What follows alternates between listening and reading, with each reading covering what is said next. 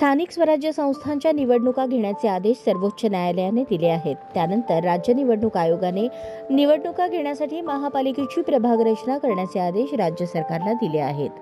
सोलापूर शहराच्या वाढीव लोकसंख्येचा आधार घेऊन प्रभाग रचना झाल्यास 29 प्रभाग होण्याची शक्यता आहे. त्याचबरोबर नगरसेवकांची संख्याही 102 वरून 115 होण्याची शक्यता आहे. महापालिकेची बहुसदस्य पद्धतीने निवडणुका घेण्याचे राज्य निवडणूक आयोगाचे आदेश आहेत. त्यानुसार महापालिकेची प्रभाग रचना करण्याचा विचार झाल्यास वाढीव लोकसंख्येचा आधार घ्यावा लागणार आहे.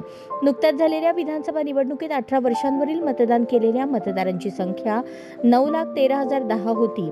लोकसंख्या काढताना त्यामध्ये 30% अधिक वाढ गृहीत धरावी लागते.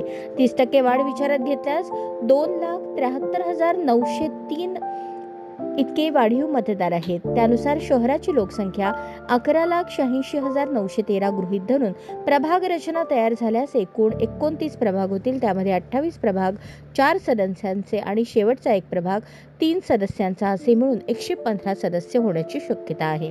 महापालिका अधिनियमानुसार 3 लाखांपेक्षा अधिक आणि 6 लाखांपर्यंत लोकसंख्या असलेल्या महापालिकेची सदस्य संख्या 85 पेक्षा अधिक होणार नाही असा अधिनियम आहे.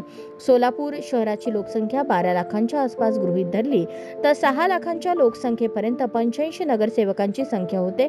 पुढे 20,000 लोकांमागे एक अतिरिक्त सदस्य, याप्रमाणे पुढे 6 लाख लोकसंख्येच्या आधारे 30 नगरसेवक होतात. असे एकूण 115 नगरसेवक होण्याची शक्यता आहे.